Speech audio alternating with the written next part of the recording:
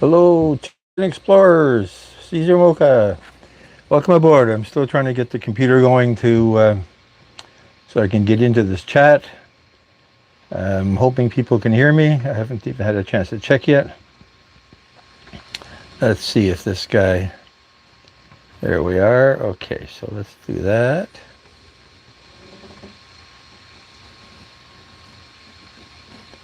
I don't want that.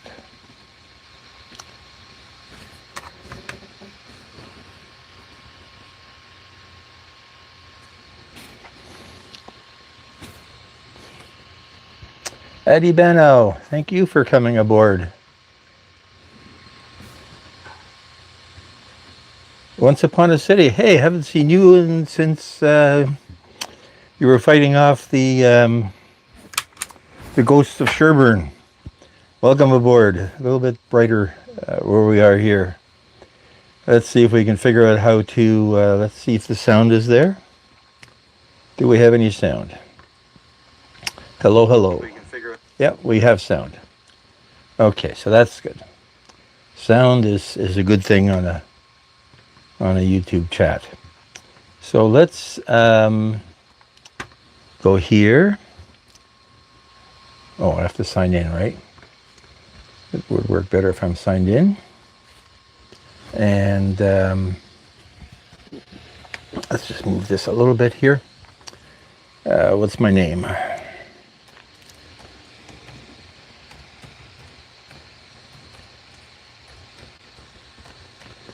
So it's turned into a nice day. It was really cold all day in Toronto. And I brought long pants and jean shirt. Oh, the jean shirt's in the car. I didn't even bring it out to the boat. If it gets cold, I may have to make a fast trip out to the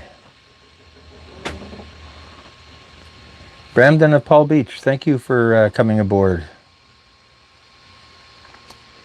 Okay, let's cancel this. We don't want to have a home address in our Googler. They know enough about me as it is. I want to be Sailing Cook George. And now let's see if we can log in. It would be easier with a mouse, right? And I don't know where the charger for the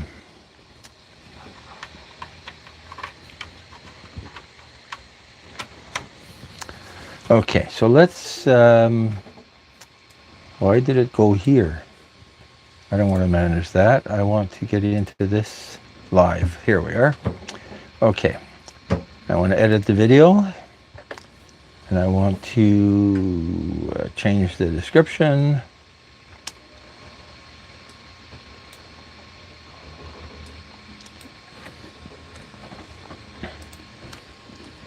Nice evening on board. And let's change the thumbnail to something more exciting. I think that one is going to get people really going. Nah, sure it'll do. Save. Okay. And now let's go back to the chat and say hi to whoever I didn't say hi to. Brendan of Palm Beach. There we are. I got in trouble. I started one of these lives without a shirt on, and it was considered risque by some of my my fans. Okay, Brandon, let's give you a wrench network as you wish. Everybody else I said hi to. Caesar Mocha I said hi to. Addy I said hi to. Okay, so let's see if I can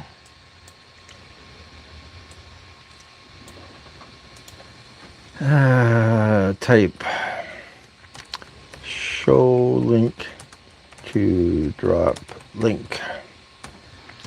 Show link to drop link, yes. And let's pin that. Yes, pin this message. There's a the guy that subscribed, and once in a while I go to his lives, he comes aboard, and his name is Pinned Message. So the first time I saw that, I did not understand what was going on, and it's hey mid, welcome aboard.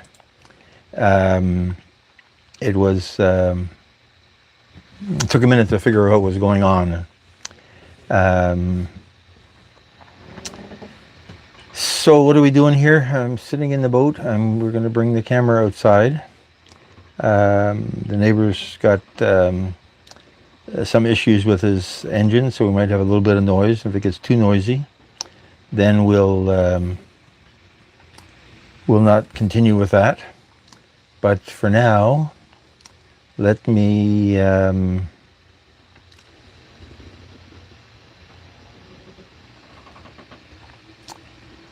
Warren Wheeler, welcome aboard.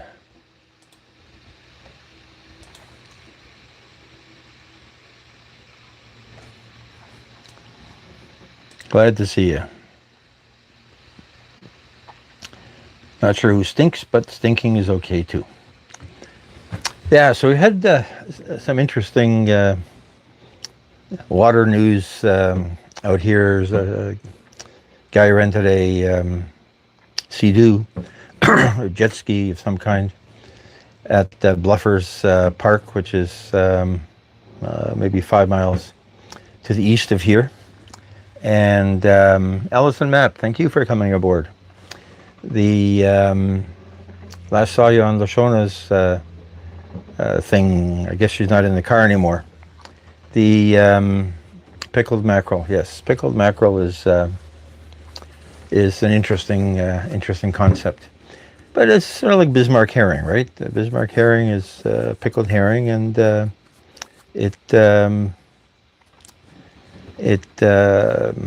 like the taste. I can't take more than one of them at a time, but I like the taste. Yeah. Kukiana, thank you for coming aboard. Aloha, welcome aboard. So we're going to move to the outside in a minute or so. So the jet ski guy, yeah, they rented a jet ski. Now apparently they're out in the at night, and it gets dark here. Like they're out. It was like 9:30 or something when they had the accident. And sunset is 8:10, 8:15 at this point. So many, thank you for coming aboard. Nice to see you. And the guy drowned, unfortunately. They only had one life jacket between the two of them, and which is not recommended. We have more lifeboats jackets here than I have people on a regular basis, and the objective is to not fall in the water. So they had one life jacket, 2 people on the back of the Sea-Doo, and it sounded like they were not that experienced. And unfortunately, the girl ended up with the life jacket, and the guy ended up drowning. I haven't found them yet. It's 3 days, so it's open water at that part. It's Scarborough Bluffer Park. There's Scarborough Bluffs is there for people that know any part of Toronto. Very picturesque, touristy part of town. There's a marina there and a couple yacht clubs. Cathedral Bluffs Yacht Club, Scarborough Yacht Club, Scarborough Bluffs Yacht Club, and Bluffers Park Marina. The problem is, and for me to drive, it's about the same to drive from my house to here, where the boat is here, as to drive there. The problem there is there's one little road that goes into that area, and it's on a weekend you can't get down it, so people get stuck, and a lot of tension on that little road. Here, at least, we've got 2 entrances to this area, and it's not as attractive a tourist area. Scarborough Bluffs has A beautiful beach, huge beach. Big parking lot for beach traffic. A couple of nice restaurants. I've eaten in the restaurants. One restaurant overlooks the marina. There's houseboats there, so it's a nice place. But it's impossible to get there, and it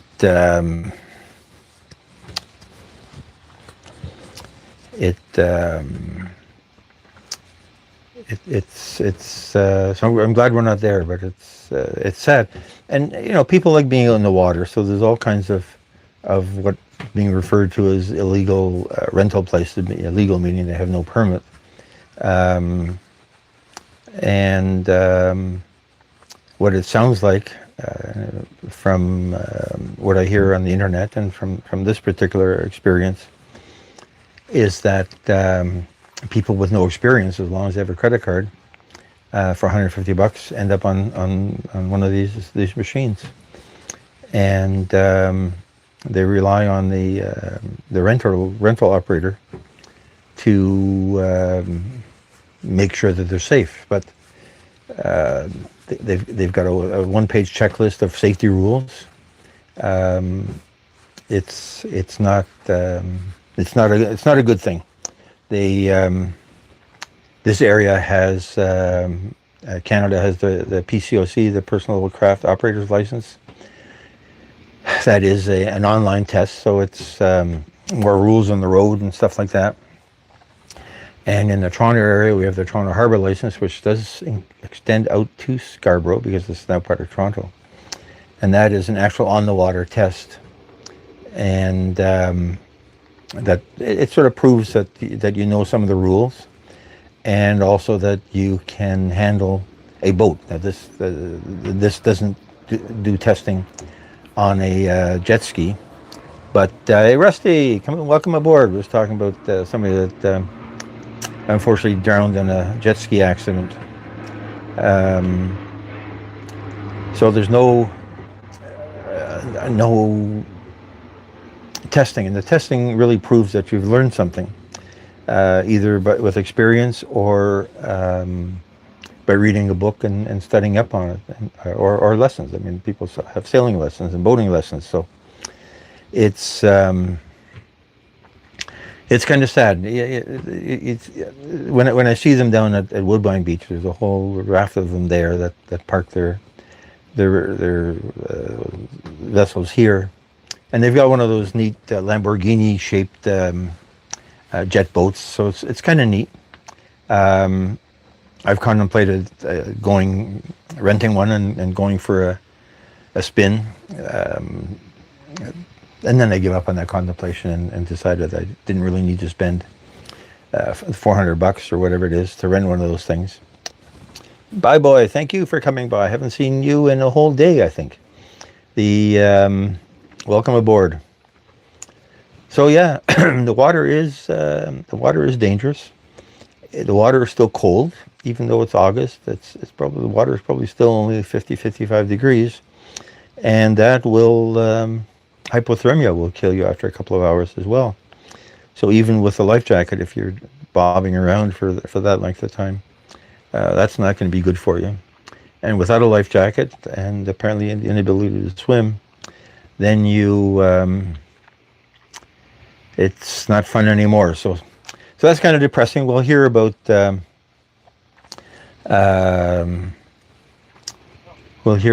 what the story is eventually. I hope we hear about it, not so much for the morbid curiosity, but to learn from it. When I'm on the boat, I'm sitting on the boat right now. I'm not wearing a life jacket. Wear a life jacket when I'm not in the cockpit, like when I go forward to deal with sails. And you never know. You could fall in, bang, trip over something. The challenge with sailing a sailboat by yourself is if you fall in, the boat keeps on going, right? The jet ski, when you fall in, you're supposed to be connected to a kill cord that kills the ignition. And but on anything bigger, it'll keep on going. So that adds a bit of a challenge as well. But we cross our fingers and plan for what goes wrong and move on. So haven't been sailing in a week. The weather wasn't that great during the week. Got busy with a couple of other things. Made a fast trip to Niagara Falls yesterday. Very interesting. We were driving along the highway to get there, and there's this big black cloud overhead, but blue sky on either side. Hey Perry, welcome aboard. Good to see you. So the blue sky on either side and a big black cloud overhead, and managed to avoid the rain. Very nice visit. Couple interesting restaurants. There's a wonderful restaurant right in the heart of Niagara on the Lake. Didn't eat in Niagara Falls. Heart of the lake, heart of Niagara on the Lake. That I have no idea even what it's called. I just know where it is. And had a good fish and chips there. I do remember 15 years ago they had, it's a long time, 15 years. They used to have a wonderful roast beef dip. And that was the best roast beef dip anywhere.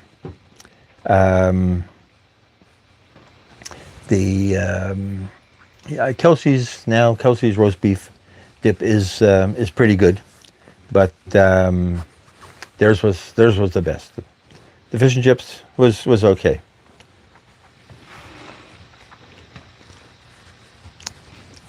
Yeah, Nightbot is my guardian here, so if Nightbot says don't do something, I guess there's not much we can do about it, because I do want Nightbot to manage things a little bit. He doesn't like caps.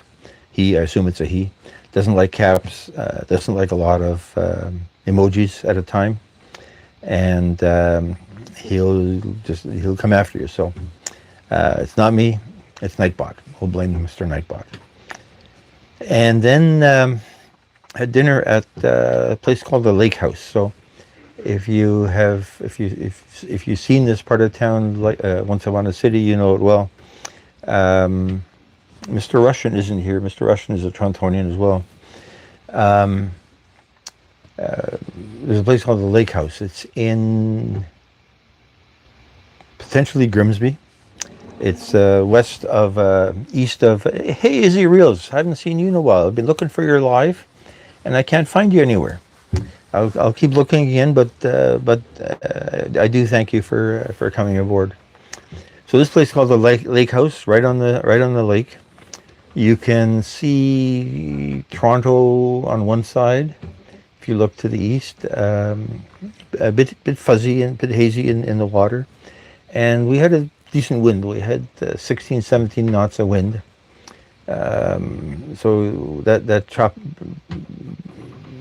drives up a bunch of chop, and creates haze at water level.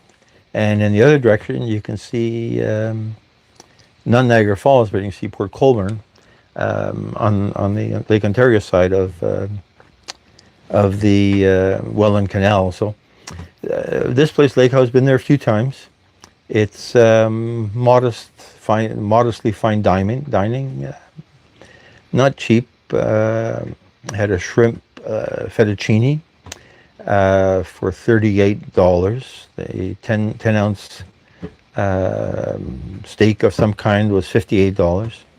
So not an inexpensive place. Whereas the fish and chips for lunch was $28. And it's all Canadian, so it's discounted if you look at it from an American point of view.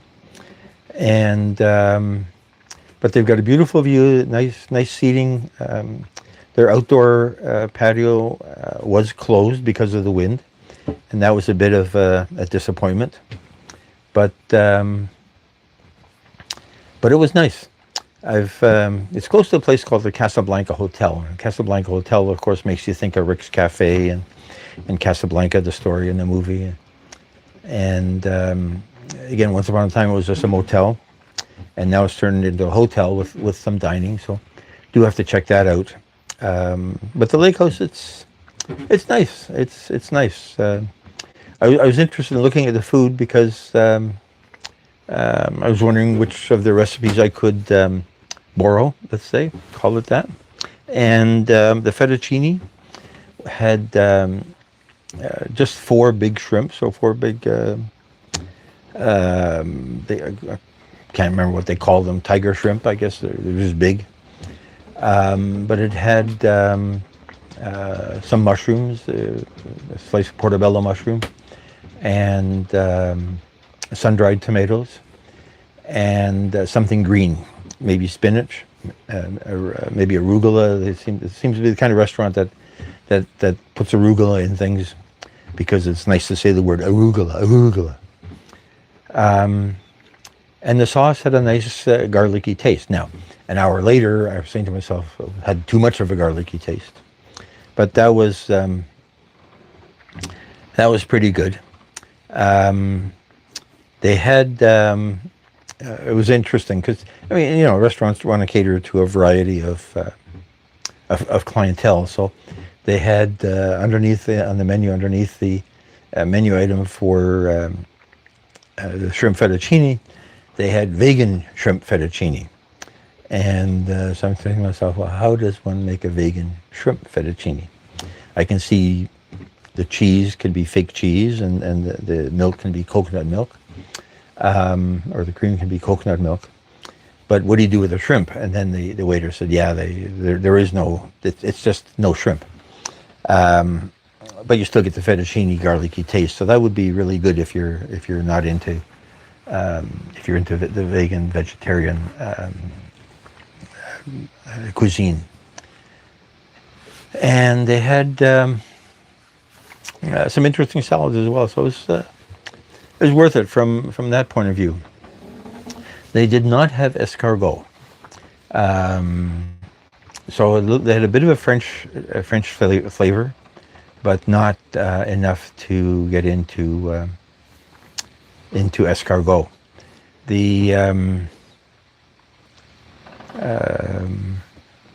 It was good. A nice place. It's nice. It's a little bit of a break. It's not halfway. It's a 2-hour drive, Toronto to Niagara Falls. It's not quite halfway, but a decent break. About a third of the way in. I stopped at the Welland Canal. Wanted to take some pictures of ships in the canal, and there's a viewing station at Lock 7 that has good parking. But there's a bunch of buildings in the way of the actual lock, so you can't see enough. Although I remember distinctly now, and obviously I've been around for a few years. I remember when I was in public school, maybe grade 7. I had did I have a Polaroid camera? I don't know if we had Polaroid in that day. Might have been Jerry Seinfeld, yeah. So there's a couple of casinos in Niagara Falls. There's the Niagara Falls Casino and the Fallsview Casino. The Fallsview is the big one that overlooks the falls. The other one is further down, so it's older. It got replaced. But those casinos, and there's some nice restaurants in those casinos. Not really Las Vegas nice, but nice nevertheless. I remember, it could be, my dad had this old bellows camera, Agfa bellows camera, and it took 120 film. So that could be how I took the picture of the locks in 1961, 62, something like that. So it hasn't really changed a lot, but there was an interesting looking tall ship. Two-masted schooner tall ship sitting in the lock, but no, hey Caribbean Girl Tony, thank you for coming aboard. Ahoy there. You got some nice lives going, nice chat going in your lives, Tony. Always nice to see. So I wanted to get a photo of this tall ship, but there was another boat in the lock in front of a freighter, lake freighter, and I had to get out of there. So I never did get to see never did get a place to see the actual tall ship in the Welland Canal, which would have been a beautiful photo because the water is not very wide and there's nice green trees in the background. And if you drive, people are looking for something to do. It's not a walking thing. Once upon a city, it's definitely a driving thing because the distances are too far. But if you drive towards Port Colborne, towards the Lake Ontario side, there's I think it's called the Welland Canal Parkway, so it's right along the water. And when I took those pictures as a kid, there was no fences. Now there is security along where the locks are. But further on the road, there's no fencing of any kind between the road and the canal, and there's park benches in a couple of places that let you sit and watch the ships. And you get your basic joggers and your bicycle people and other people with cameras out taking pictures of the boats. So, you know, it's a boat, right? I like boats. Not terribly fussy whether it's a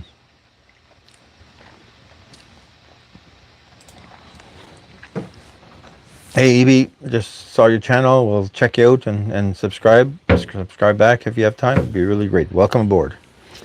Come back next time. We'll give you a wrench. And so you see some interesting boats. There's a lot of lake ships. There's some ocean-going freighters, small freighters. There's some various chemical tankers going by that look interesting. A lot of cement boats. I guess there's construction on either side of the Welland Canal, so there's cement boats bringing cement one way and the other way. There's Mr. Russian. Welcome aboard. Okay, EB, we'll give you a wrench. We were talking about you earlier, Mr. Russian. I can't really remember why. I was explaining something about, maybe we were talking about the guy that fell off his Sea-Doo in Bluffers, and how sad that is.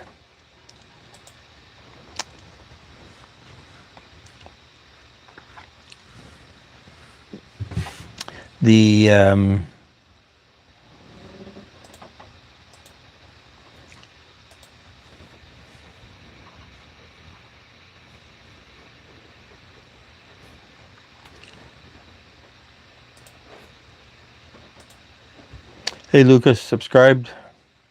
We'll check out some of your stuff later on. Airplane hat, we do really like to call it the captain's hat. Although it's not an official captain's hat. It's a hat that says captain on it, right? So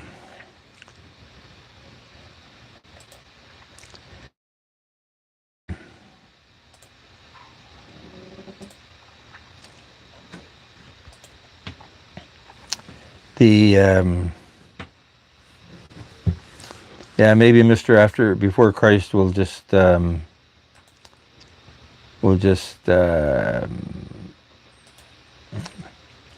hide you for the time being, if you don't mind. Sorry about that.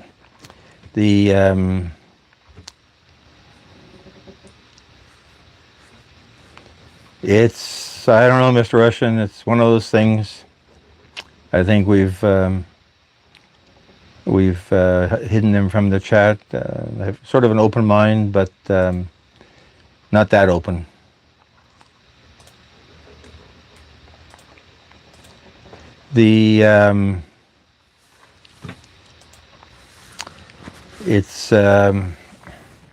It's a strange world, so we can't control the whole world. We can manage it a little bit. What was I saying? I used to say, Mr. Russian, we were talking about something on the waterfront. It's a mystery. Yeah, the guy that fell off the Sea-Doo in at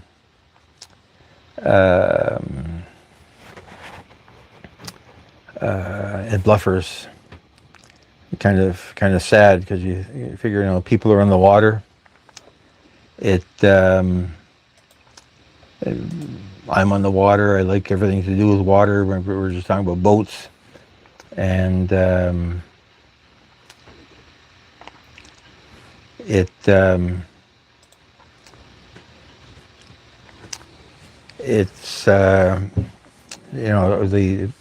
I consider, again, it's my uneducated opinion that jet ski people to some extent are the same people that drive electric scooters on the sidewalk and run into little old ladies, but it's a thing, and you don't want anybody to get hurt. So big accident. They've been looking for a guy that fell off a Sea-Doo at Bluffers Beach a couple of days ago on a rented Sea-Doo. So it's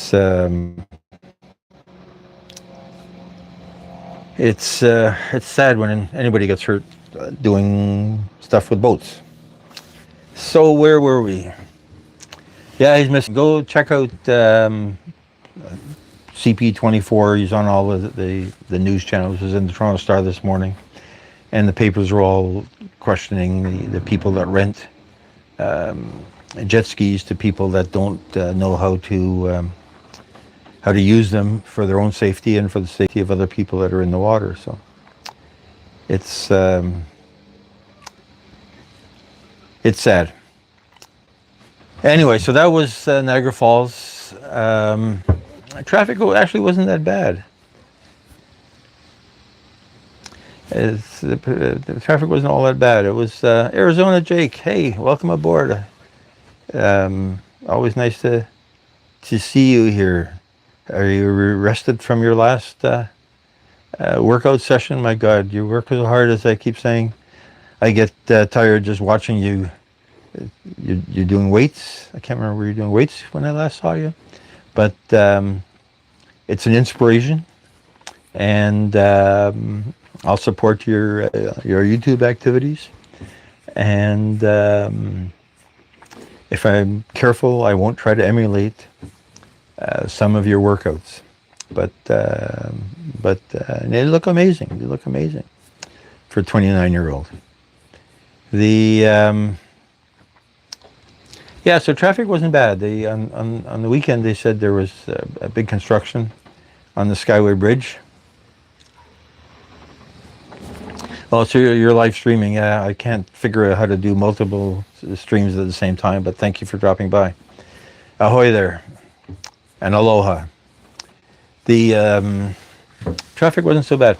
Anyway, I said I'd bring this camera outside so you see more than my face. The sky looks nice and blue. Let's see where we're going to put it.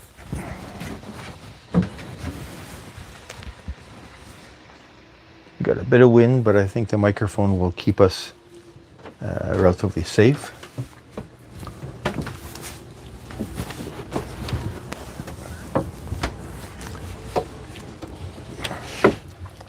See where the sun is.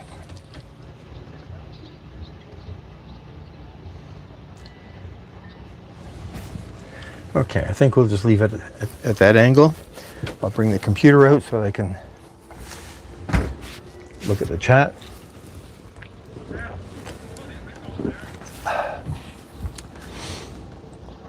Yeah, it's a beautiful day.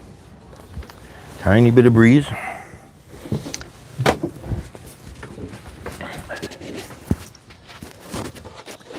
Okay, let's see.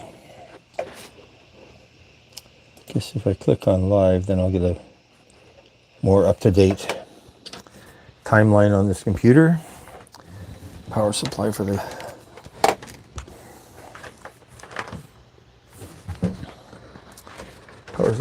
computer. We'll take that outside.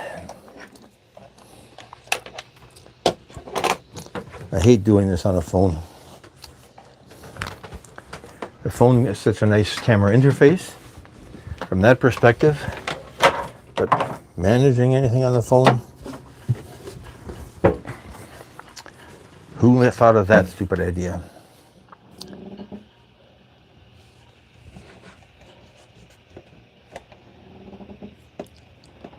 people running over little old ladies on a scooter. Yeah, you hear about one every couple of weeks that because they're not allowed on the road, they're not allowed on the bike lanes, and this is in Toronto. Other cities have different rules, but here, so they're not allowed anywhere. And as a result, they end up everywhere. And one of the places they end up with is they end up on the sidewalks. And the sidewalks do have what we refer to as little old ladies, that get run over from time to time. And if you're a pedestrian and you've got a 50-pound electric scooter coming at you, it's going to hurt. It's I agree with you, Mr. Russian, to some extent, but I have dogs getting run over by bicycles. Not so much scooters here, the bicycles. The thing is the same with the jet skis. That technically you need a license, but in cities that have like the bird scooters, that are basically you have an account and you pick them up at one intersection and drop them off at another. Okay, I see some ducks, so we might get some ducks today. The swans, I don't see any swans today. Do I see any ducks? I see them by looking, but I don't see them in the camera. Yeah, so the places that have sort of the public rental scooters that you pick up at one intersection and drop off at the next one, and people leave them all over the sidewalk. And the people that rent them, of course, have no...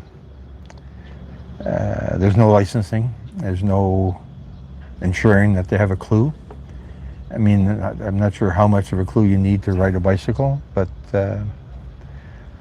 my house is next to a stop sign, and I have yet to see a cyclist stop. That's not totally true. I once saw a mother and two kids on two different bicycles, and they actually did stop, and she told the kids they had to stop. But other people, they go rolling through there with their kids, and you wonder why they don't get run over. So you don't want to see anybody hurt. Same as you don't want to see anybody getting hurt on the Sea-Doo. But you wonder how lucky they must be. So yeah. But it's the same with bicycles. I mean, we get bicycles zooming by the bike lanes at 20, 30 miles an hour. And, they're oblivious to everybody else. They're oblivious to other users of a public space. And it's the same with the jet ski people. And so much for depressing news about jet skis. What else is there to talk about? So the weather has been nice. It rained during most of the weekend. Did it rain Saturday? Maybe not Saturday. Sunday it rained. Monday it rained a bit. It was supposed to rain today. It hasn't yet. It was supposed to be thunderstorms, I think, at one point. I was watching Once Upon a City. She's walking on Sherbourne, and Dundas and Sherbourne, and scary part of town that I wouldn't feel comfortable walking at night. There's a science fiction book, a Robert Heinlein science fiction book, about a guy that I think he ends up getting killed in an accident, and he inherits the brain of a woman. So it and then his whole life is a guy with a woman's way of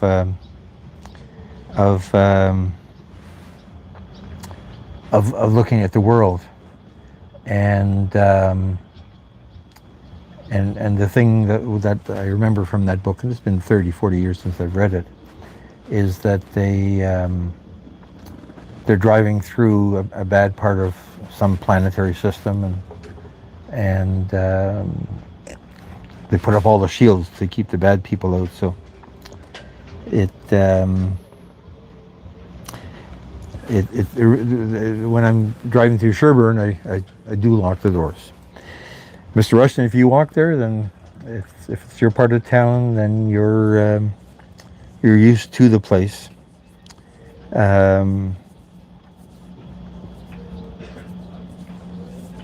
It's a developing part of town, various kinds of issues. It'll eventually be turned into condos ever along the street as well. So it's a growing city. Martin J, thank you for coming by. Thank you for coming by. Yeah, St. Jamestown has changed. Over the years. It's a cyclical kind of thing. Redevelopment. People get pushed out. New people come in. It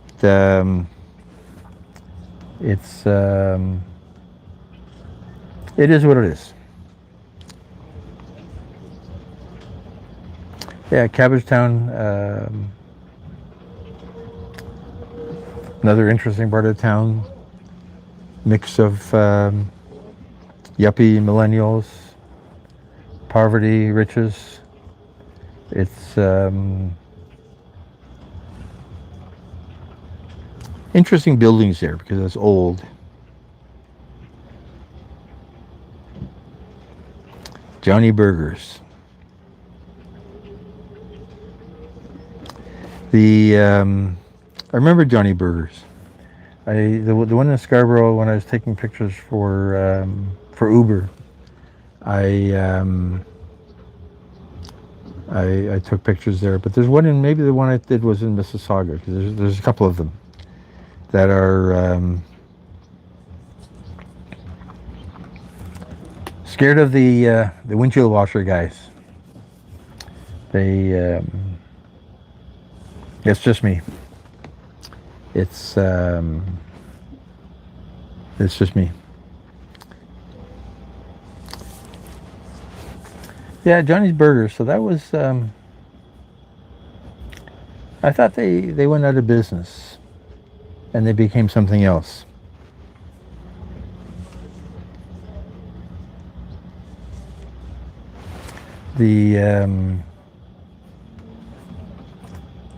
There's a lot of burger places that have come and gone.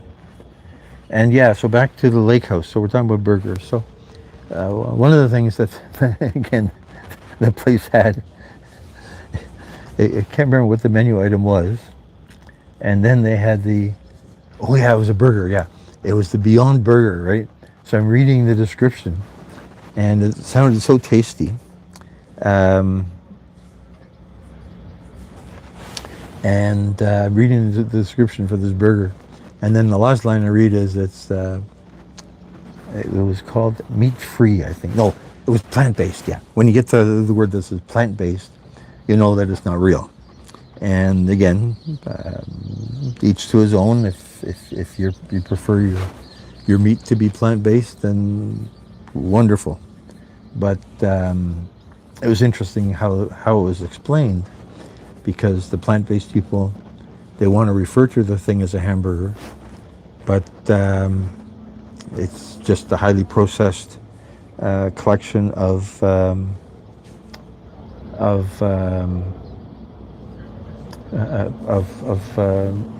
vegetable oils and proteins with a bit of flavoring. So.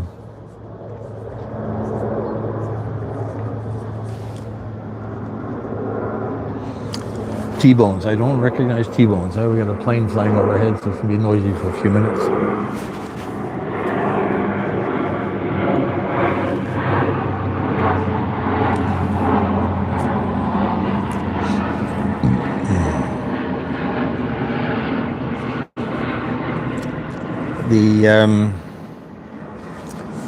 Yeah, I've never heard of it. I keep telling people During COVID, I was a photographer for Uber and DoorDash and Skip, and I photographed 1,000 restaurants and took pictures of 15,000 dishes. And when I'm cooking, I claim I know how to cook all those 15,000 dishes, but of course I don't. But I've seen them all, and they're all interesting. Yeah, T-Bones. I'll look it up. Where is it? It's sounds like an interesting place. I mean, the places that I knew down there, Mystic Muffin was an interesting place. There is an interesting ice cream place right in the corner of Jarvis and King that was run by an interesting group of ladies. I don't know if it's still there.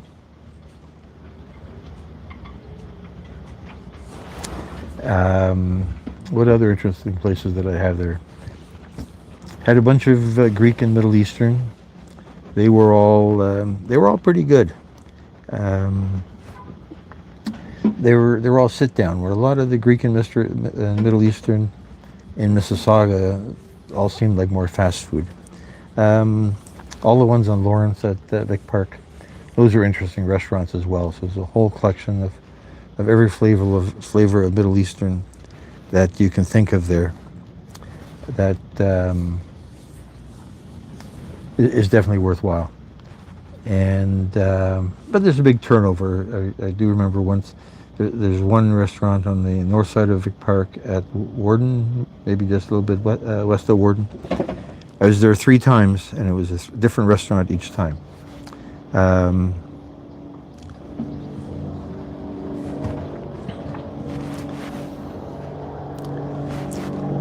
Dixie and Matheson, that's another good area. There's a lot of good restaurants there. A bunch of jerk places that I like out there. Some nice jerk places out by the airport. And some interesting, there was a plane overhead again. There were some interesting African places too. I remember I'd never heard of jollof rice. And then I had 3 or 4 restaurants almost in a row by coincidence that did jollof rice. It was just sort of a rice with a tomatoey sauce. Very nice taste. It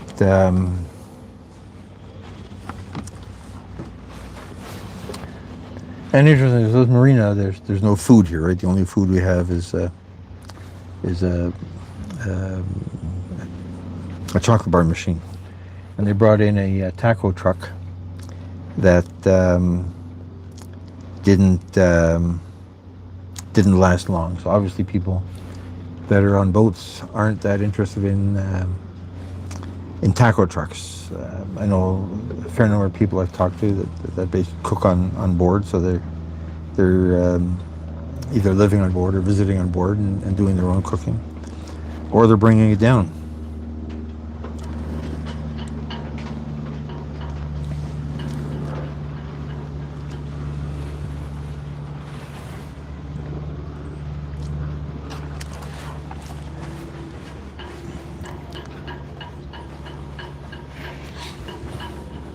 Yeah, so you hear a bit of wind, you get the halyards slapping against the boards. There's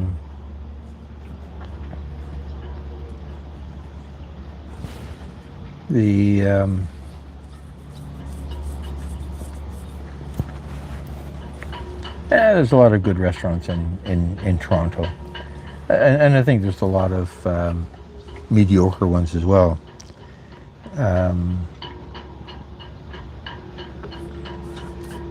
I'm not sure what would be my favorite of all the restaurants in Toronto. There's a Pea bacon sandwich place in St. Lawrence Market, $8.50 for Pea bacon, which is a really good price for that area.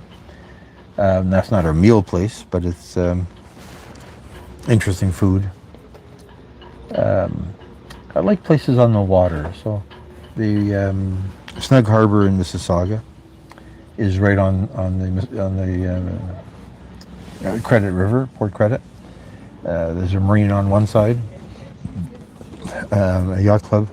I guess it's a marina. No, I think there's a yacht club. Another little tiny marina on the other side. So right on the water. Free parking, which is absolutely amazing. And pretty good food. So a little bit of a seafood slant to it. got all of their different kinds of chowders. Um, it That was good stuff. The In Toronto, there's not that much. There's a new restaurant, according to TikTok. Another plane overhead. Porter coming in from somewhere. There's a new restaurant at Harbourfront, right behind the Amsterdam, that I do want to check out. It looks very glass and foliage kind of place. You do get a view of the Marina 4, so that's nice. I guess the other side you probably get a view of the Marine Police station there. Cod au gratin. That sounds good. That sounds good. Maybe that'll be one of my my recipes. The pick up some nice fresh cod at the market in my Mike's Fish Place in the St. Lawrence Market. Good fish every week. A pound of salmon, some fake crab for salad. Always good smoked salmon, sliced smoked salmon. They didn't have smelts, so when I was buying smelts, I needed smelts, and I really liked them. It's my go-to place. But to get smelts, I had to go across the aisle to Seafront. That I don't think I've ever bought anything at, except for may have bought some whole mackerel there, because the mackerel they have a lot of whole fish as well, and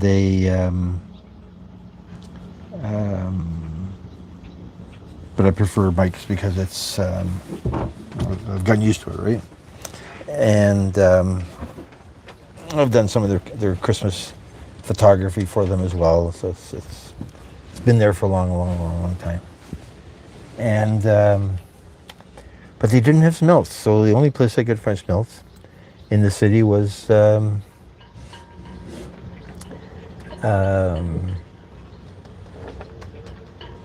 at the Seafront place.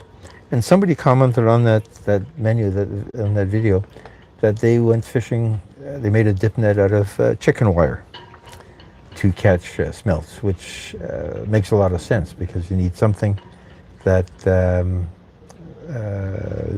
holes are small enough to trap the fish, but the water will run out.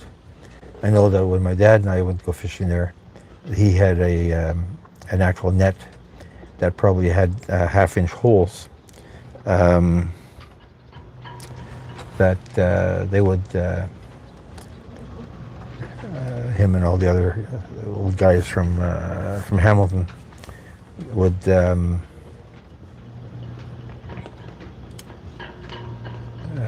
down to the pier at the Burlington Canal with their gas lights, and I guess the fish were attracted by the light, and we'd bring home a 5-gallon bucket of fish, and there'd be enough fish to keep us going for a couple of weeks. So those were the days. It's already the middle of August, and I haven't gone fishing yet. Maybe we'll drag a line, go sailing this weekend, drag a line behind the boat, and see if we can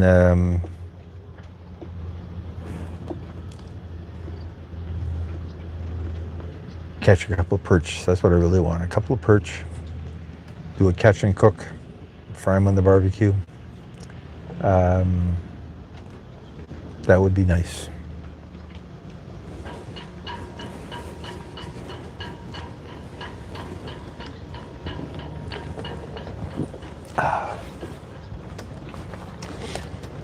And I still have to go out to Mississauga to get the zipper that blew away in the winter. So there's a piece of fabric on the back that I guess you can't see. That is, I guess somehow It wasn't screwed down tightly, and the wind blew it sideways. It blew it out of its track, and the track seems to be stiff enough to keep it from falling off. Yet, come down in the spring, and it's gone. And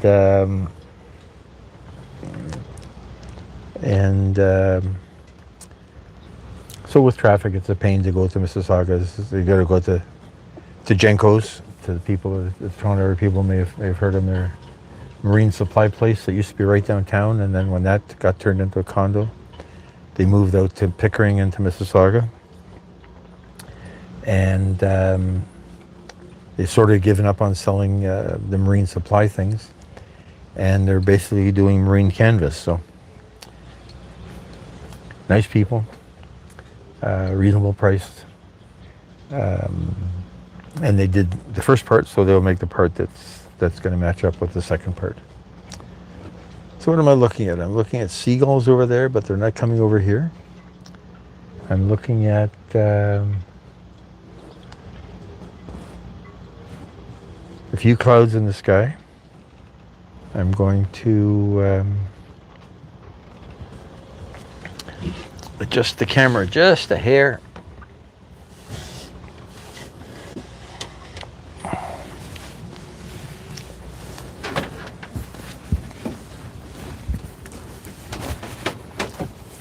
Let's turn you just a hair. Okay, that's a better angle. That way, if that swan ever shows up, we'll have a chance of seeing it. But I've been promising you swans for I don't know how many months now, and we still have not had a swan come by. Well, people are out.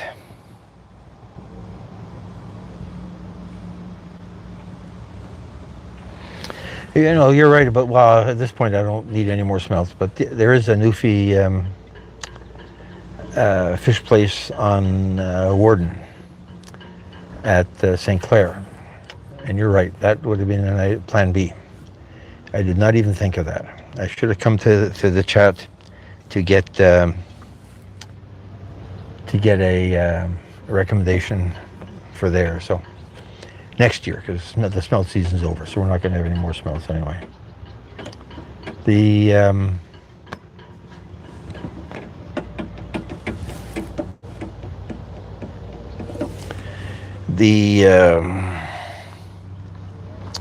Yeah, Jake. I mean, these are huge swans, and usually they're coming in flocks of 3 or 4, and they'll just drift around and look for stuff. It's on egret. Egret, yeah. So it's a tall, skinny bird on the beach last week. That's never down there. Hey, love child, welcome aboard. Thank you for coming aboard. Nice to see you.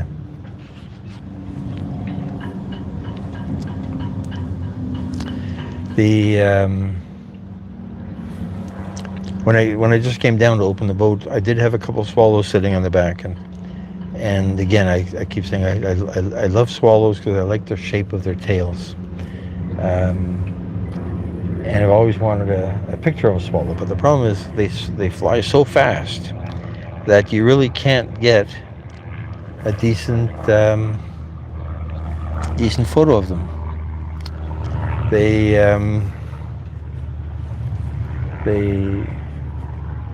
But they're such pretty birds. They got a little bit of yellowish brown, orange on them. That adds a nice bit of coloring. Their backs are sort of blue-blacky kind of color. But we don't even have one of those today. So I'm sorry I'm not delivering you any birds.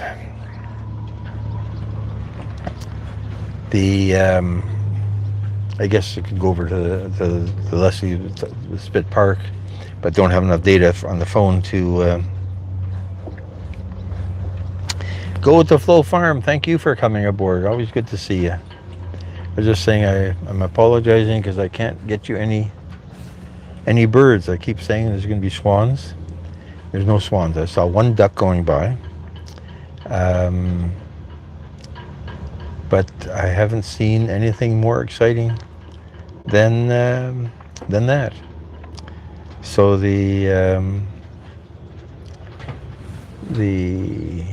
a bit of a disappointment as far as wildlife is concerned.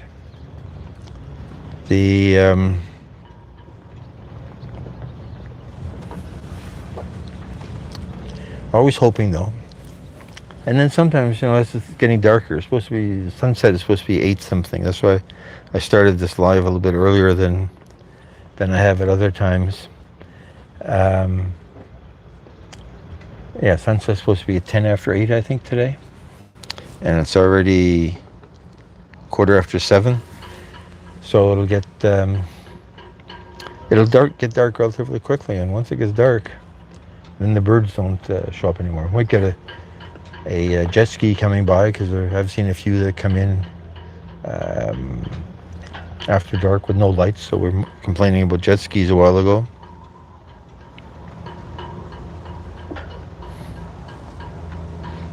Hey, Kukiana, yeah, fall is starting. Kids are back to school this week, and Labor Day in Toronto, the Canadian exhibition is going to be closed, and that's the end of the summer. So the marina already wants to know when the boats are going to come out of the water. We're going to say something like the last week of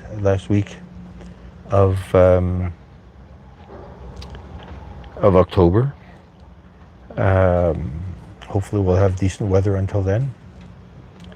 Stretch it out as long as possible. So even if I'm not sailing, just coming out here and sitting and chatting is a nice way to spend an afternoon. So I guess the other thing, I've been busy cooking all week, so I'm trying to get caught up a little bit, and did Creole shrimp. So because shrimp are on sale now at the grocery store, so we're doing a lot of shrimp.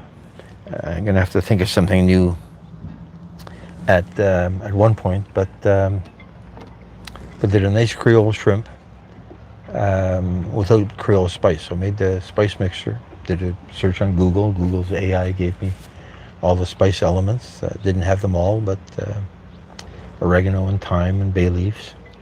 So it ended up being a wonderful taste, and that should, pardon me, that should be live on the channel tomorrow. Yeah, Warren, it's getting to that point. I mean, last week it was really cold. Not last week. The weekend was really cold. It was 17 degrees, which I guess is 60 Fahrenheit. So that was cold. Right now, the Windows Weather Network is saying it's 20 Celsius, which is 40, 70, so 75. I came down with a jacket and winter shoes, and not using any of them. Trying to get a little bit of what's left of the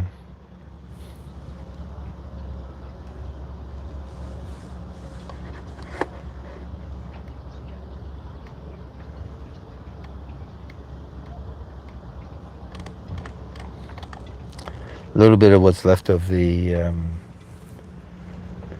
summer.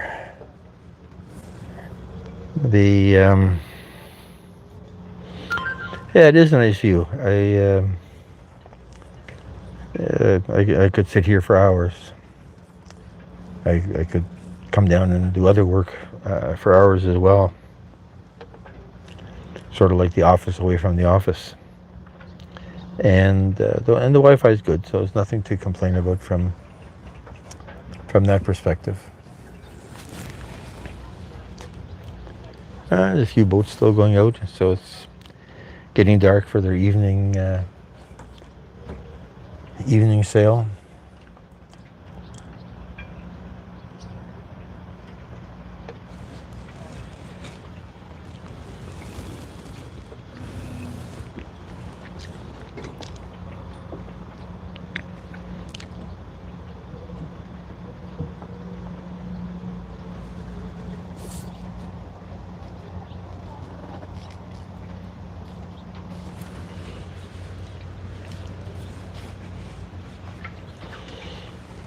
But by the time we hit Labor Day,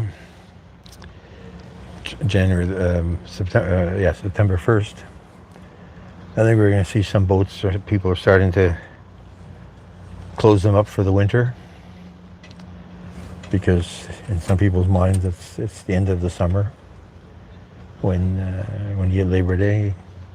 Not allowed to wear white anymore. Not that I ever cared about what color to wear at what time. And we're going to see people starting to think about winter activities. So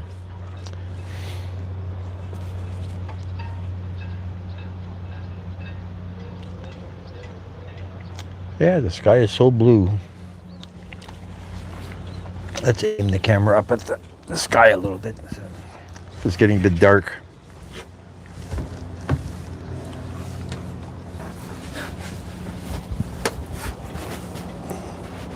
Let's aim the sky up a little bit.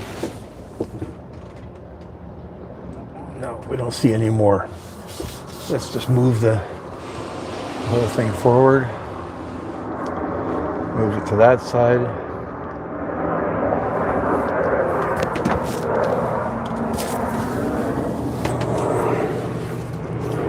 The view isn't really any better.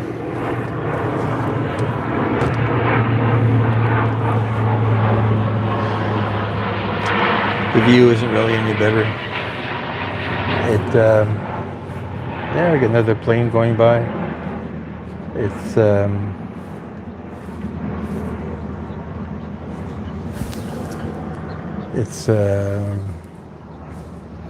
but it's not that noisy. I mean, the planes go by. It's noisy for a minute, and then the noise is gone. So it's nothing to complain about. When I was downtown, we have the planes lined up on the runway because the National Yacht Club's right across the water from the Toronto City Centre Airport, and the airport, you get the noise of the planes on a regular basis. So let's just straighten this up a little bit.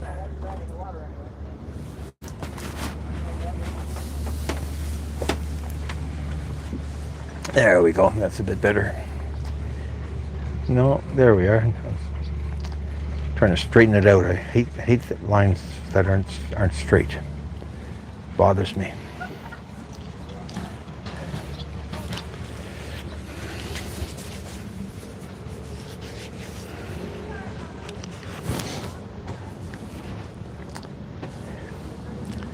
So what are we seeing now? Yeah, we're sort of seeing a tree and a bunch of power boats in the background.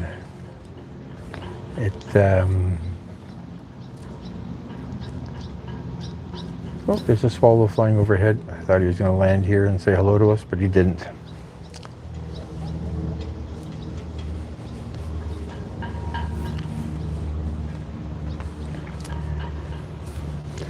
So Cookie, and I haven't been by your channel for a whole week. I will come back tomorrow and check you out some more. My apologies.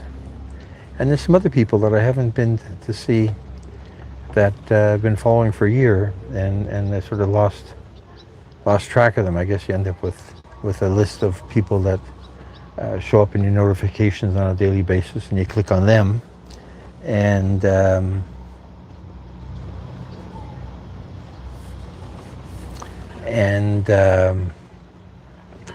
you never go anywhere else. So I have to work hard at going to the bottom of the list to see some of the people that you don't see up at the top on a regular basis.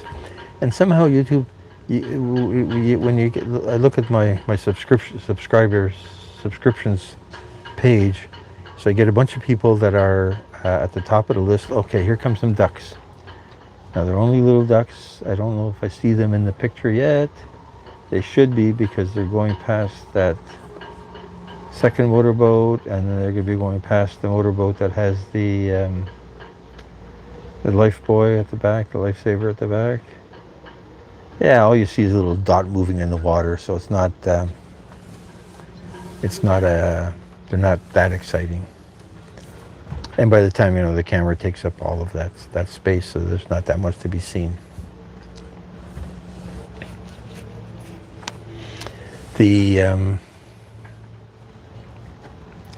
But I do try to follow everybody that comes to the live the next day, see what they're doing, and then go to the bottom of my list and work through that for people that I haven't crossed paths with for months, and some people there's nothing news, but it's still interesting to see what other people are doing. No, Kukiana, the boat's in the marina, and at the end of October and November, it'll come out and it'll sit on the land for the winter. I have to do some work on it. So I'm hoping I'm going to get a spot that has electricity, and it'll sit there till May, and then it goes back in the water in May. So it's not a take home boat. For a while I had smaller boats, and I would put them on a trailer and take them home, or take them out to my dad's farm because he had more storage space there. In this marina, there's nobody that stays in the boats over the winter. They don't have the facility for that. There are a few people that live aboard here, and they will take their boats to a couple other marinas in the area that are organized to provide support in the winter. And basically that support is to keep the ice from forming on the boats, because everything freezes solid. And so they use a bubbling system that circulates the warmer water from the bottom to the top, and also has air bubbles that disrupt the formation of the ice. But when I think about it, the question is, so here we have a shower in a building that you can't really see. There's a couple of buildings that have facilities. In the summer, it's convenient to walk over there to have a shower. In the winter, it's frozen. It's ice. The other issue in the winter is your toilet. So the toilet, this boat has a 50-gallon tank, which really lasts for the summer. And then you take it to a place at the end of the marina that pumps it out and dumps it into the city sewer system. In the winter, you can't get there. And in the marinas that have the bubbling, you still can't get there. The boats are basically in place for the winter. So I don't totally know, and I've never asked, and maybe I should next time I talk to somebody, is what do they do with the poop? Where does it go? Or do they just not use their on-boat toilet and simply go to the central facility? But again, it's winter, it's snow. This isn't Florida, this isn't California, this isn't the Mediterranean. So I don't know how people deal with that.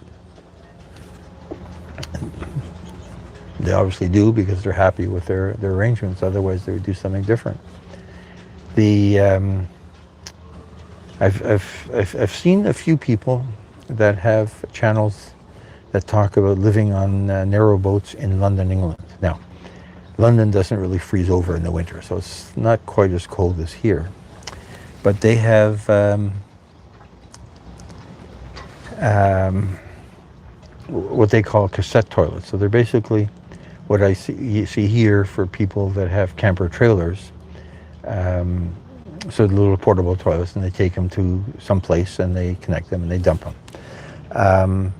I have a friend who built an RV, a recreational vehicle, and he put in a composting toilet. So Kukiane, that's what you're talking about. And the composting toilet takes the waste and turns it into fertilizer. Now, I'm not 100% sure how it does that, and I'm not 100% sure what the result smells like. I saw this guy building this thing, but I never saw him actually use it and take it on the road. And then he moved away to Prince Edward Island and I don't think he's living in it. I think he just used it as a vehicle. But yeah, so there are composting toilets that basically have a tray that you pull out and you can dump it in a bag, and the bag can then be dumped as either garbage or fertilizer. So, but I've never seen a boat with the composting toilets. Yeah, I think planes, when they land, they connect to a system that sucks the stuff out, and so it's only a temporary kind of hold. I mean, it's similar here. This boat has a holding tank, and I sail it over to the pump out that connects to the tank and sucks it out, and then you add some water to it to flush it, and you're good to go for another 4 or 5 months. So, but in the winter you can't really do that. So I don't know how they do that. It's one of the interesting mysteries of life. How do people who live aboard a boat in Canada in the winter deal with? Yeah, I think that's probably part of it too, Coquiana. Yeah, that's probably part of it too. It's technology. It's technology. So again, if we could have a sunset, I mean, we don't get a sunset here because the buildings and the trees are on the way, and the sun is already down to behind the trees.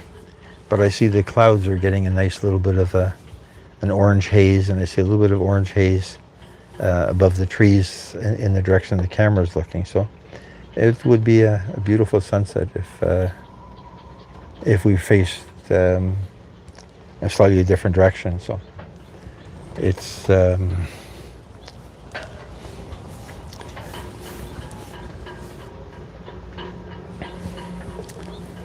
time is it? 7:30. It's yeah, you see the sun reflecting off the mast, so it's a beautiful mixture of colors. And the trees are still nice and green. They'll be green for another, I guess, to the middle of September. Then we start seeing leaves turn orange here. And there's some beautiful colors. There's some maples here, so the maples turn orange the best. There's a lot of oaks as well, and the oaks don't really turn orange. They turn brown, which is kind of a boring color. Yeah, ice fishing, again, as a kid, I would go with my father. He would drive out on the ice on Lake Erie. And I guess he would verify that the ice was thick enough to keep the car up. It was only a small Volkswagen, so it didn't weigh that much, but you could hear cracking sounds sometimes. And drill a hole in the ice. And we go ice fishing, and mainly catch perch. A perch is a small fish, maybe the size of my hand. And like the smelts, you'd catch a bucket of them. They're not controlled by a number of fish that you can catch, and we'd have fish for a week. So it was his way of having fun and getting food at the same time. And he also went hunting, but he never really caught anything. I think once he got a goose. No, maybe it was a duck. But I think that's more, it was just him and his friends wanted to go out in the countryside. And I remember this stupid duck, after it got cooked, you still had to watch for shotgun pellets in the meat, so you didn't want to bite too hard, break your teeth. But that was his thing. He, I guess he was a European, so a little bit of that European countryside. Grew up in the country. Some of the European countryside approach to life that gets mixed up with the Western city civilization. So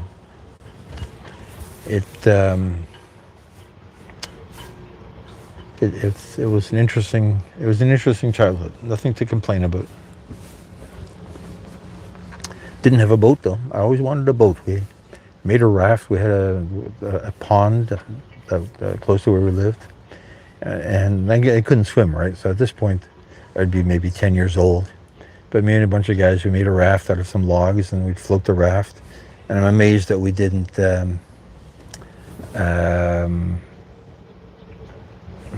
drown as a lot. Yeah, chickens. We'd have chickens as well. Caleboo, thank you for coming by. Everything is wonderful. Thank you for coming by. Really appreciate you. Nice channel. I'm not a gamer, but I can watch your stuff for a while just to see what other people are doing, and it's always interesting. I mean, the only game I play is solitaire on my computer, so I watch some of the games. The last one you had a girl in a desert, or a girl on a planet. That was, I think it was a girl, struggling to survive somehow. But it was fun to watch. Lighthearted entertainment. As far as I know, nobody got murdered, and it's not like Grand Theft Auto. Did they get murdered in Grand Theft Auto? To be honest, I don't know.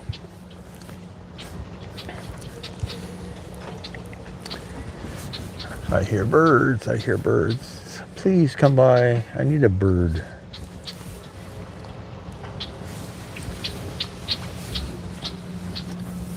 I hear birds, but I don't see them.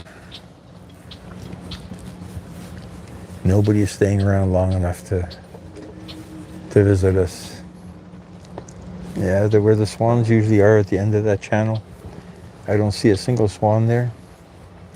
They've obviously moved somewhere else.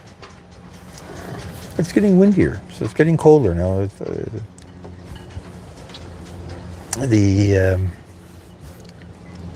I might have to go and actually put on my longer pants because my feet are getting cold.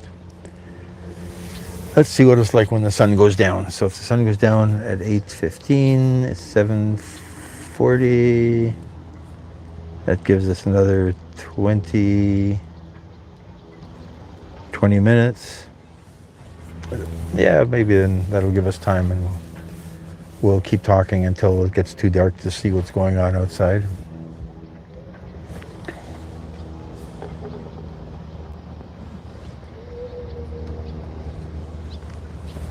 A budgie, yeah. I've never had a bird as a pet. No, I can't remember ever having a bird as a pet.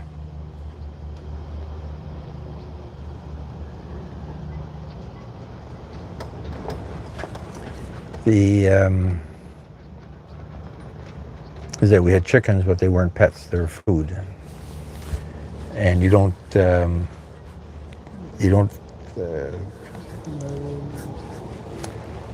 form a bond with something that you could end up eating.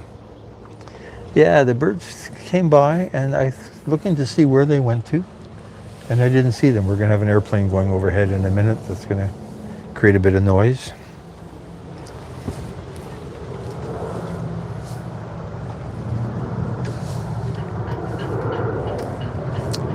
They don't always fly directly overhead. This one is just a little bit.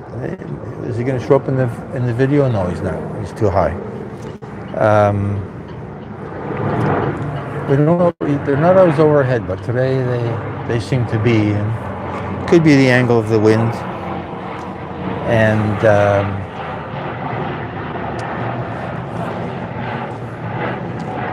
I mean, it's an east-west runway, and sometimes they'll come in. And the angle that we're facing, so they're coming in from the east, landing towards the west. Sometimes they'll come in the other way. So if I'm sailing out at the other end of the island, you'll see them coming in there. Here, most of the time when we're out in the evening doing this, they seem to be coming in from the east. But they're not that noisy. The noise goes away pretty quickly. And then you're back to boat sounds, boat ropes, and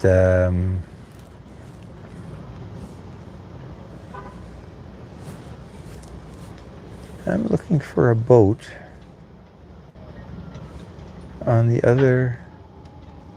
Oh, maybe that's where I'm looking for the wrong boat. So yeah, there's a boat on the other side that friends of mine that I haven't seen out this year. So maybe something's going on in their lives that they're not sailing as much as they have in other years. I'm watching somebody coming into the dock pretty fast. Is there going to be a thunk? Hard to tell.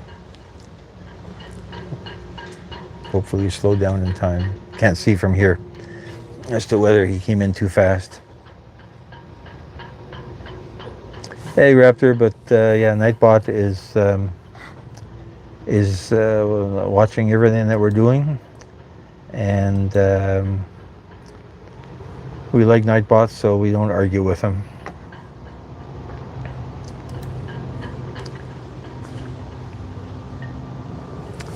He doesn't like all caps, and he doesn't like another plane coming in. He doesn't like a lot of emojis either, so. And he's put one person in timeout for whatever message he was trying to sell us a while ago. Another Porter plane. Once in a while we get Air Canada planes coming in too, but the last two have been Porter, so it could be coming in from New York, Virginia, Montreal. Short haul propeller planes.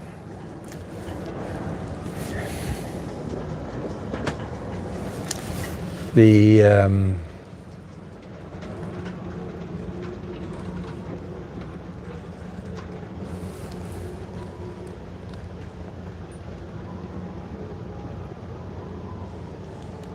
I'm just looking at my Traveler main sheet arrangement. I see what I have to do. I just have to connect it to the other side of that railing. Maybe we'll do that tomorrow. Okay, Warren, we'll touch base again. You're in Toronto, it appears. Maybe at Mr. T's Steakhouse. It's a small world, you know. You never know where. But you don't recognize people. I mean, this is the internet. None of us are really even real for all we know.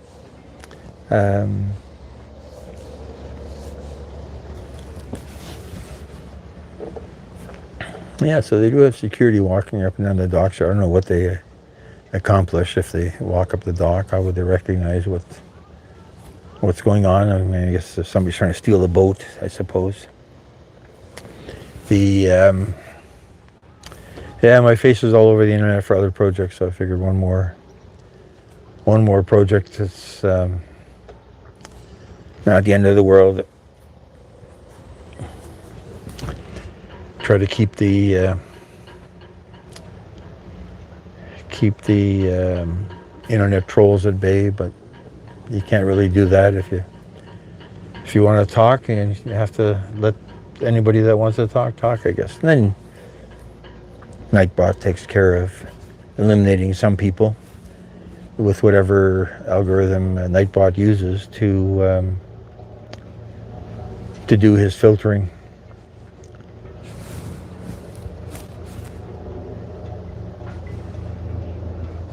So the wind is now from the north. See, for a while I thought the wind was from the west, but now I'm looking at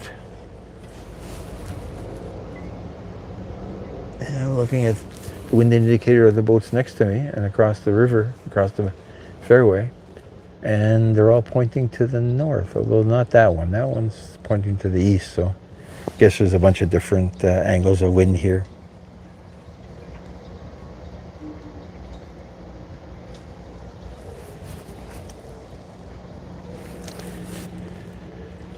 Doppelganger, yes, everybody has those. What's that? I see a cloud of, no, I thought I was going to say a cloud of smoke, but it's just a cloud forming that in the sunset a little bit.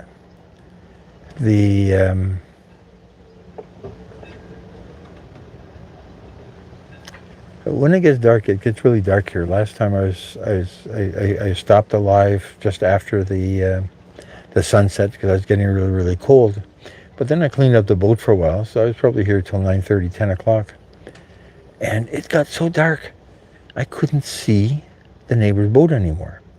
And then your eyes adjust to it, and it really wasn't all that bad. And you could certainly walk without falling in the water. But it got really, really dark. So dark that you couldn't really see where you're going. I definitely wouldn't want to be out in a Sea-Doo without lights, in a jet ski without lights in that weather, because that would be scary. So neighbor's trying to start his boat. He's had problems starting it. I lent him some quick start. We had this issue 4 or 5 months ago. Not sure how he got water in his carburetor somehow. So we'll see if his motor starts. We'll know if he got the quick start to solve this problem. Otherwise, they'll have to wait for it to dry out. Another plane. So yeah, we're having lots of planes today. So what time is it? I guess it's the whole evening business crowd is coming back into the city.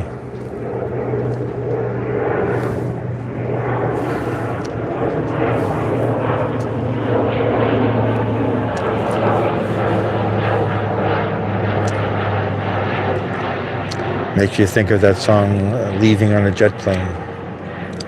Don't know when I'll be back again. Oh, babe, I hate to go.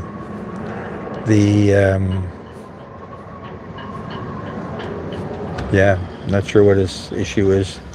Once his live is over, I'll go and give him my 3 cents worth, because everybody needs more advice on how to solve all of their problems.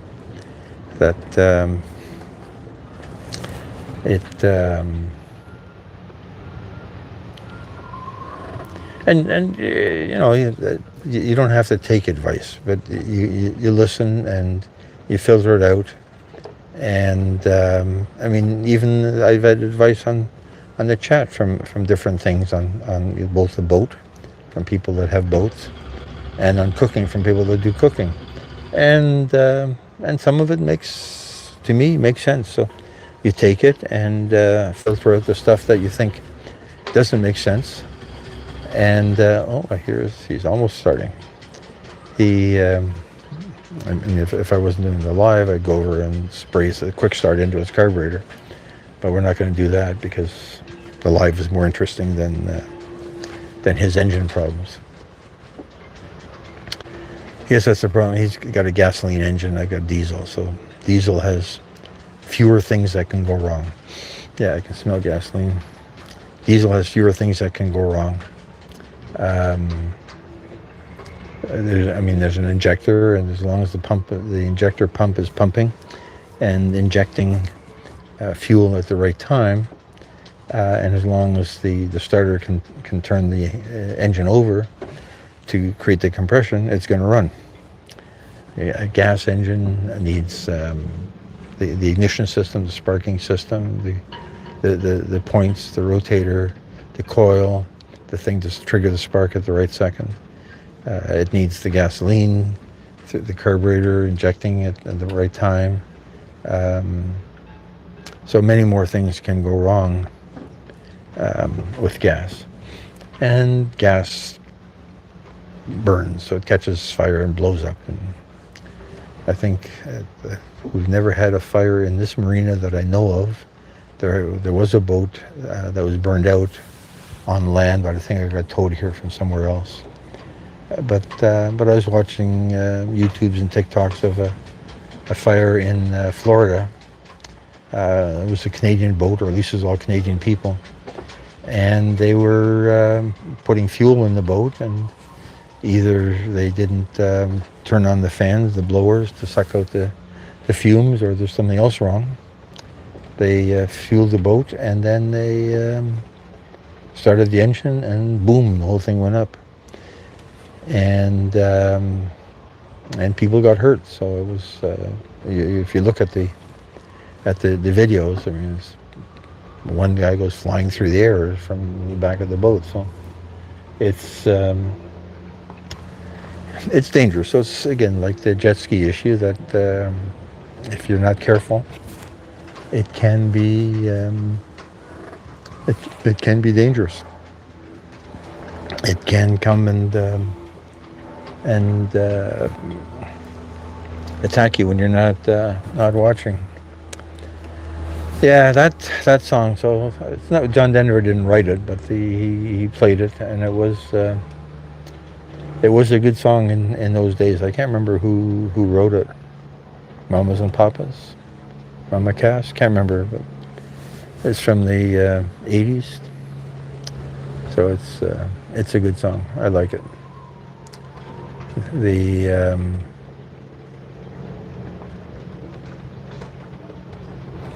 In the boating community, we always had Jimmy Buffett singing songs about sailing and boat life, and it was aimed at the Florida crowd. He lived in Florida, and I don't know if he ever owned a boat, but he sang about boats. And if he's in Florida, there's a lot of boat life around him that would certainly have given him something to sing about. And I remember once he was in Toronto several times, and he always played at an outdoor stadium that was right by the waterfront, by Ontario Place. So it was right next to the yacht club where this boat lived for a while. And one year,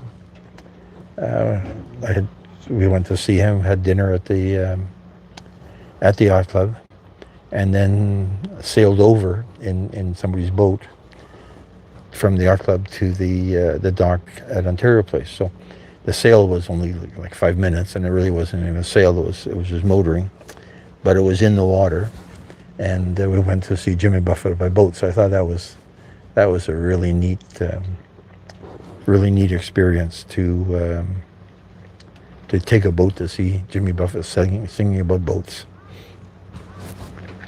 And then I guess he enjoyed being out in the sun, and the sun got him. So sounds like he had a good time while it was going. The good music. Good music. Yeah, it's getting cold. I'm starting to shiver. So I'm looking at, do I go find my jacket? And, well, my shirt is, my jean jacket is in the car, but I've got a sailing jacket here that isn't quite as warm, and it'll keep us warmer. So Kukiana, if you're in the Philippines, you don't get really cold, do you? I mean, you don't get snow, as far as I can tell. Your summers are hotter and wetter than ours here, but cold, yeah. I mean, even cold. The cold it's all relative to what you're used to. Oh, you're in the USA, so okay, yeah, okay. I did not know that. Yeah. Parts of the States gets pretty cold, especially the Midwest. Hawaii has 4 seasons. I've only ever been there, and it's been in the summer, and it was quite warm. Never really thought about what the rest of the year would be like. I was only there for a couple of days. I was working on a project in Los Angeles. Saw an ad in the paper that offered. It was in the 70s. And 70s? Yeah, it must be 70s. And I'm sure it was a hotel, and airfare was $100 or something. So that sounded like the deal of the century. And I would have had to pay for a hotel in Los Angeles anyway. So it's, high elevation gets snow. Okay, I did not know that. I figured, okay, didn't have anything else to do. Had no meetings planned. Let's go to Hawaii. So it was good. Had sushi at Woolworths. Woolworths, I guess it was, which I thought was an interesting concept. I mean, before that, I never had sushi except in Los Angeles, and so that was an interesting concept. Rented a convertible Mustang, I think. Drove around, looked at pineapple farms, looked at the ocean, and then flew back to LA for the rest of my project. So it was a nice way to spend the weekend. Now it's too far to go, so I don't think it's going to happen again. Like from here in Toronto, it's 6 hours to Vancouver, 6 hours to so it's no, sorry, it's 6 hours. Yeah, it's 6 hours to Vancouver, 5 hours to Vancouver, 6 hours to Hawaii. So that's a long trip. Oh, so you have family there. So see, having family there is different than visiting, because if you have family, then you have things to do, and you have people to share them with. If you're just visiting, then it's a totally different experience. You're sort of wandering around by yourself, looking at things and saying, "Oh, what is this? What is this? What is this?" And that was all before we had Google, right? So that was the only way you learned about any place was a little bit with travel books. But even then, if you're just leaving sort of on the spur of the moment without pre-planning, then you're not even taking the time to look up travel books. You're just getting on an airplane and going for a flight. So I don't know how long the flight was from LA. I guess 4 hours probably as well. I'm not pretty sure. It might have been first class. I can't remember. It probably wasn't. It was something to do. Never do it again. Well, it's a small plane just went overhead, so it's starting to get dark. Let's give it a few more minutes and see who else comes by, and then I'll go give my neighbor a little bit of help with his gas engine problem, and then I have to work on my Creole shrimp video. And it was interesting. I got a comment on another older video where somebody pointed out in a sarcastic way that I wasted 2 minutes talking about cutting up onions and liver. And I went back and looked at it, and yeah, it was 2 minutes of cutting up onions and liver. So that's got to be pretty boring. So the challenge is to have a factual story of how a recipe is made, and still keep it interesting. Now, the interesting part in the liver and onions, of course, is when the liver is in the frying pan and the onions are there, and the onions are turning brown and it's starting to smell good, but they can't smell it, right? So I'm trying to figure out what will keep people watching when you're going through the boring parts of cutting up the onions and the liver.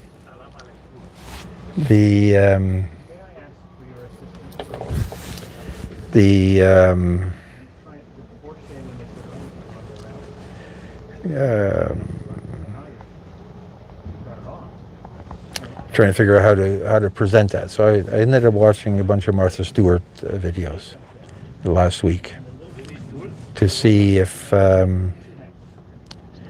can learn anything from her presentation, because of course she gets 1 million views for her liver and onions, and I get my liver and onions, actually I got 900 views. So nothing to complain about. It is one of the better videos. So the question to myself is, if you're going to have a cooking show about cooking liver and onions, you have to cook. You have to cut up the onions and cut up the liver. So how do you make that interesting? Maybe you spend less time on it and speed it up. Maybe you only start cutting the onion and the viewer sees that you're cutting onions, so they know, okay, I've got to put an onion in this, and they see that you're cutting the liver in strips so that it cooks more evenly, and you just allude to it, but then you end up with a 30-second video, because in the end, cooking liver, the interesting part is just the cooking of the liver, right? So that's my challenge right now. How do I make the story unfold in a way that will keep people's attention if you're not Martha Stewart? I mean, people watch Martha Stewart to hear her talk. We're not there yet, if ever.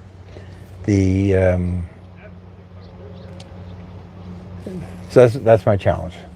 And what I've decided to do, because oh, here comes some ducks. Am I going to see the ducks? I see 2 ducks. They're really close. I see them on the computer. Hello, ducky, ducky, ducky.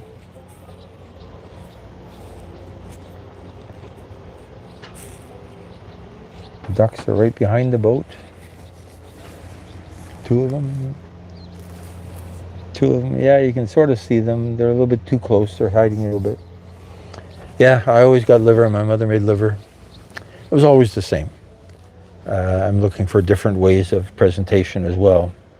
Yeah, there's a duck right in the middle there. You can see it behind the boat. I mean, again, it's only a tiny little speck, right? It's not a whole duck, as if we're doing bird watching. So that's my challenge. How do I present a story that will keep people around, and they'll keep people watching if you're not famous? Duck pate, yeah. I like that. I like that. I do eat liverwurst, so liver sausage, but only one brand, and only the kind that has herbs and spices, according to the way that they market it. And I mean,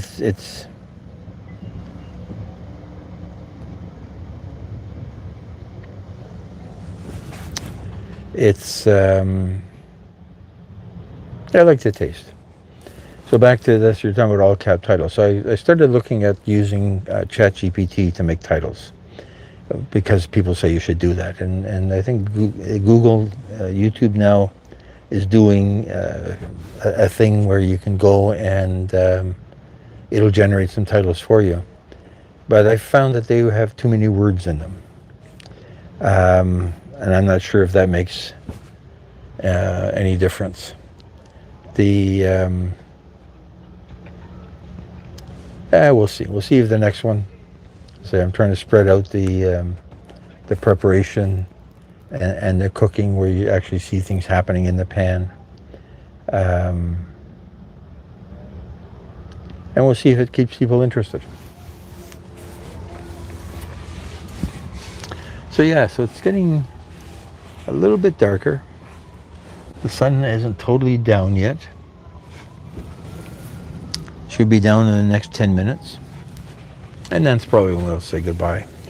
If I'm looking at the sky now, you can see it in the picture on the computer. So the clouds are getting a little bit orange on the top. And I wonder if they're going to get brighter as the sun gets lower. It'll focus on the clouds more, and Even if we don't see the actual sunset, we'll see some of the effects of the sunset. It I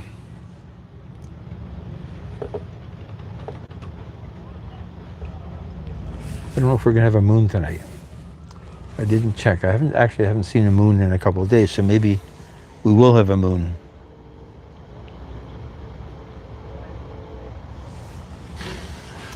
Yeah, I kept saying I would do it. I never did.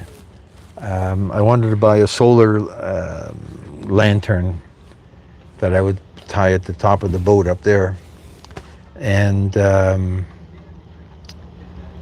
haven't found one yet. And the summer's basically over, so maybe this will be a next year kind of thing. I bought some solar lights that I did use a couple of times, and they do light up a little bit, but not enough to overcome the blackness. And then the phone loses its quality when it gets really, really dark as well. Oh, I hear the duck. Where's the other duck? Where's his friend? Yeah, Amazon probably has something good. I haven't checked yet. I was going to go to the local store, automotive parts store, where I buy garden stuff. Because it's a garden thing as well. The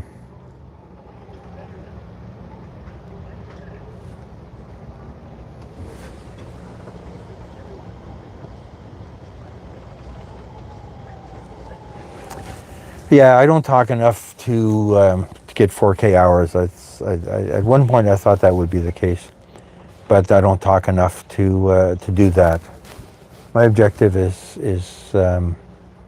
produce some interesting recipes, get some interest in them, do a cookbook. That might be as far as this YouTube adventure will go.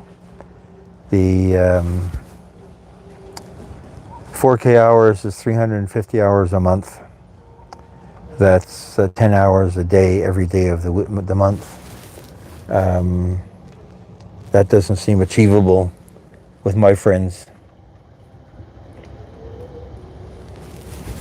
I guess you could do this thing. Yeah, you could do something more unique. So maybe once the sailing season's over, look for something different to do.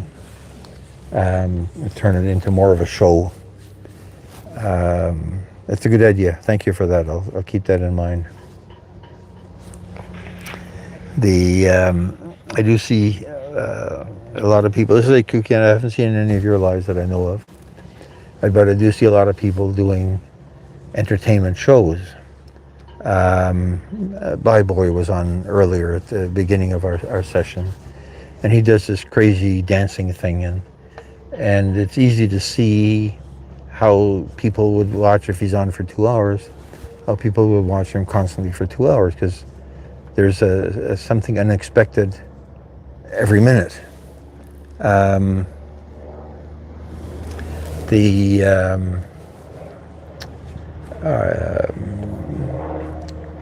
not as interesting as he is. Arizona Jake was on earlier, and he does exercises. So, I mean, I sat there and watched him for not an hour at a time, but for a long, good length of time, because it's an interesting concept.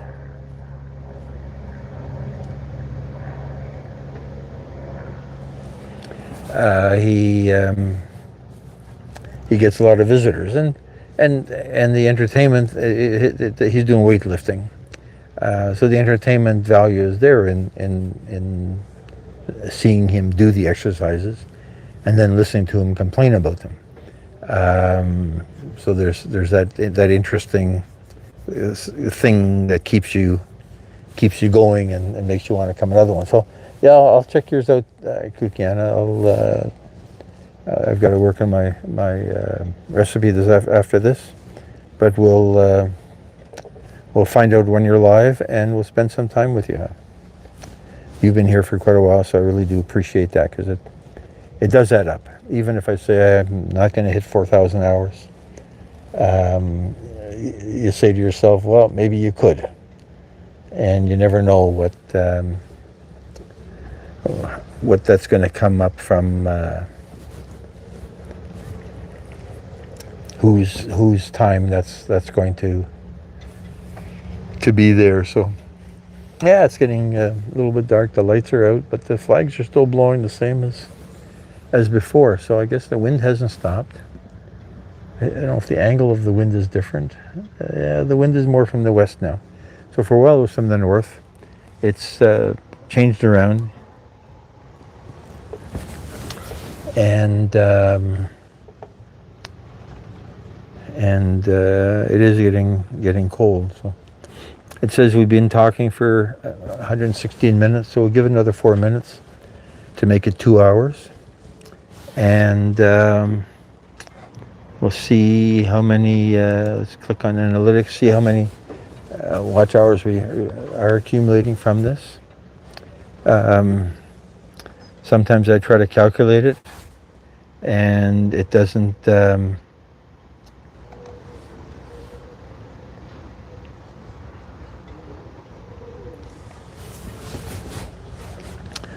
Yeah, so 10 hours is typical for this. So I'd have to do this every day to get to 350 hours.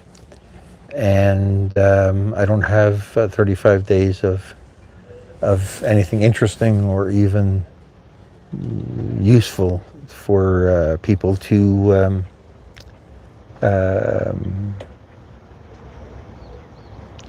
connect to. So it's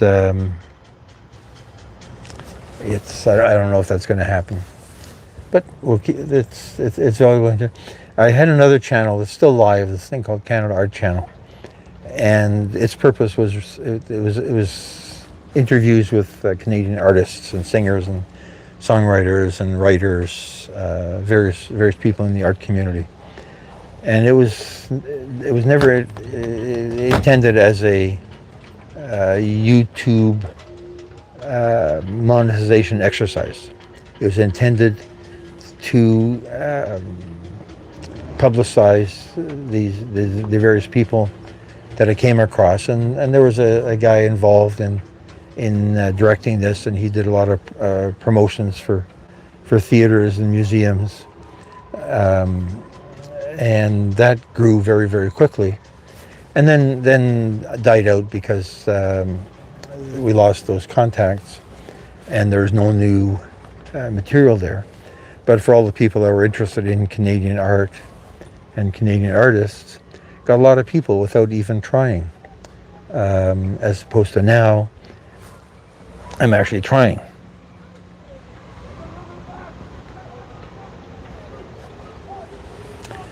Yeah, the silent, I don't understand how that works. I don't understand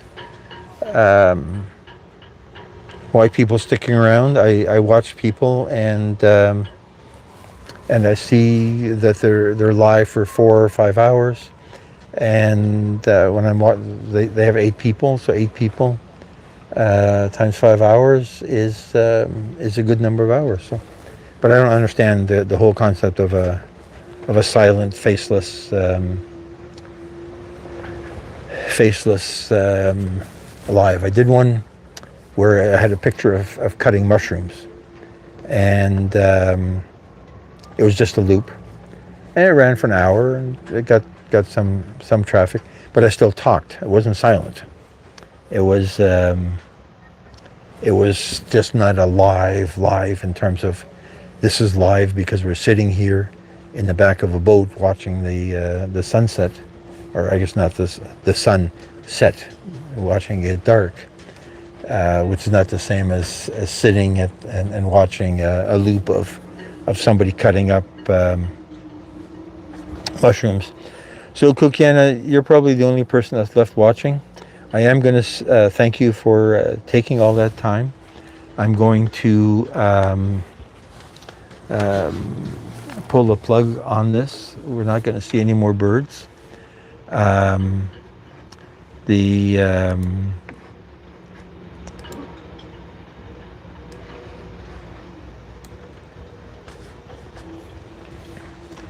We're not going to see any more birds, so I don't know what we're going to accomplish there. It's going to get darker and I'm going to get colder. I'm going to disconnect because I need to go and help the guy next door with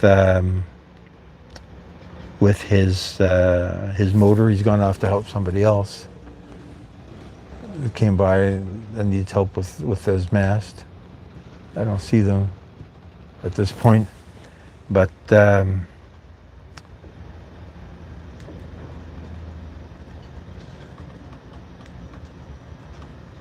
guess we could leave it go live. I mean, there's no cost to that. The battery on the phone will eventually die. No, I'm going to go and help the guy next door and see what he has to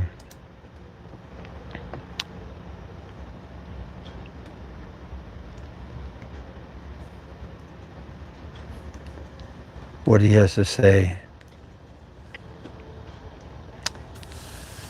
Hey, Cinnamon. Thank you for dropping by. We're just talking about pulling the plug on this live. And now we've got somebody new coming by, so we'll let it keep going for a while, but it's getting dark. And so, Cinnamon, I just subscribed to you. I'll check your videos later.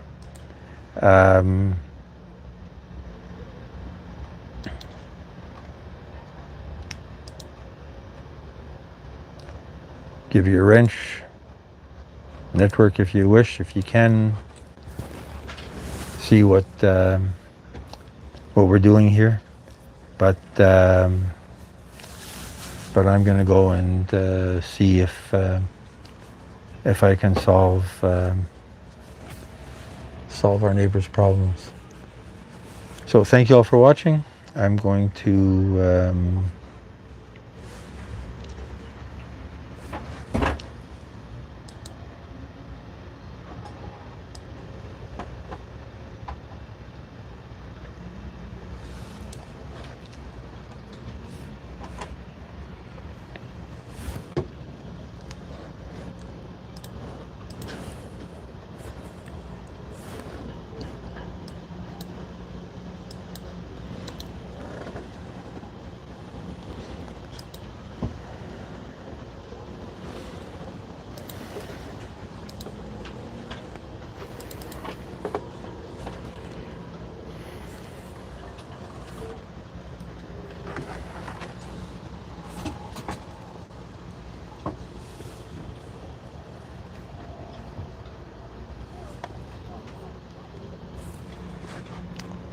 let's see what we can do here with this.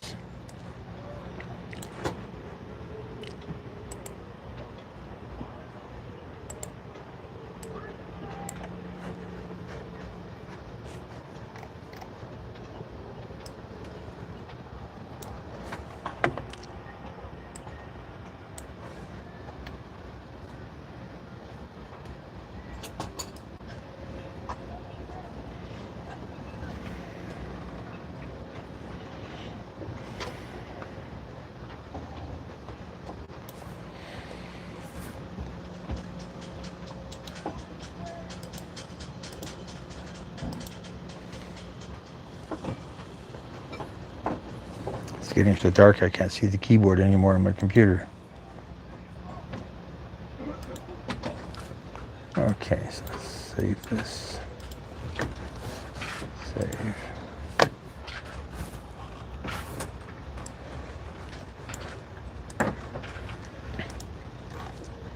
What do we got here?